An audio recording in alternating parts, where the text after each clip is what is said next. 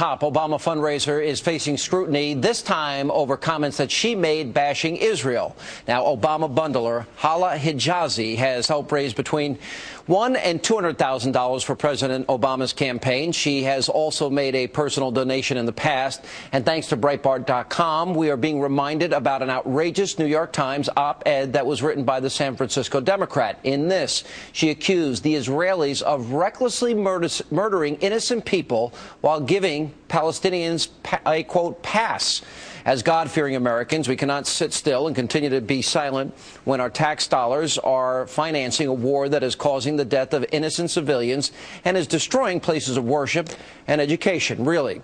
Well, perhaps someone should inform Vice President Biden about who he is taking money from, because just this week, speaking to a crowd of conservative rabbis, well, Biden claimed this administration was, well, just about the best friend that Israel has ever had. I'm proud of our record. I believe that no president since Harry Truman has done more for Israel's physical security than Barack Obama. Every point in our administration, at every juncture, we have stood up on behalf of the legitimacy of the state of Israel. And that's one of the reasons I'm so proud. I'm so proud to serve with President Barack Obama.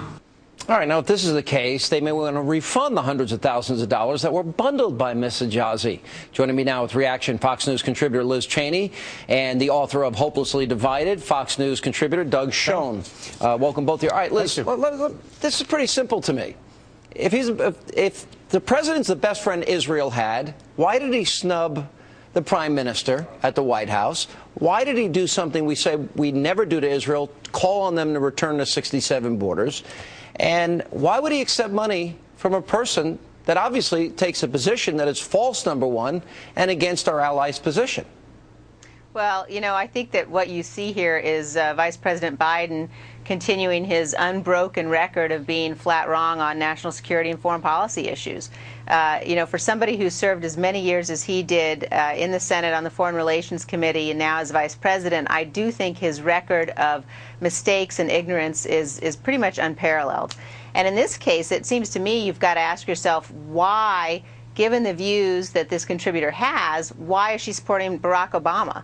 You know they're not going to return the money. They will find reasons not to do that. But what is it about the president's intentions in the second term that she feels will, in fact, be in line with her views about what's happening in the Middle East today?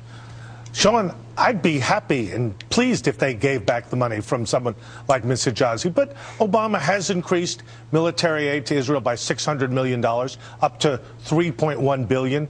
They've cooperated on intelligence, provided offensive and defensive weapons. And indeed, the policies of the Obama administration are very close to those of the Bush administration. No, they're not. Yes, they are. Let me tell you where they're not. Do you think George Bush would invite the Muslim Brotherhood to the White House, would have pushed out Hosni Mubarak, who kept the peace, Camp David Accords for 30 years? Would we give $1.5 billion taxpayer dollars to a terrorist group? We have two presidential candidates now that are talking about jihad against America and the implementation of Sharia law now in Egypt, which seems likely. Well, we're talking about Egyptian policy, and I absolutely agree with you. And we've talked many times. But they're now becoming. But they now declared Israel their biggest enemy, and we're giving money, and we're inviting them to the White House. And that is horrific. But we're talking about Israel, and bottom line, Bush and Obama both supported going back to the 242 to the 67 lines.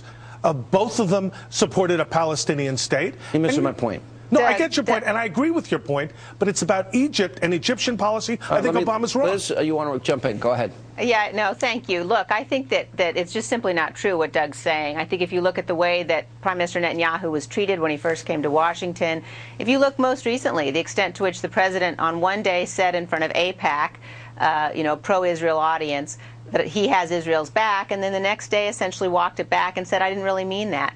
But most importantly, you have to look at what's going on in Iran.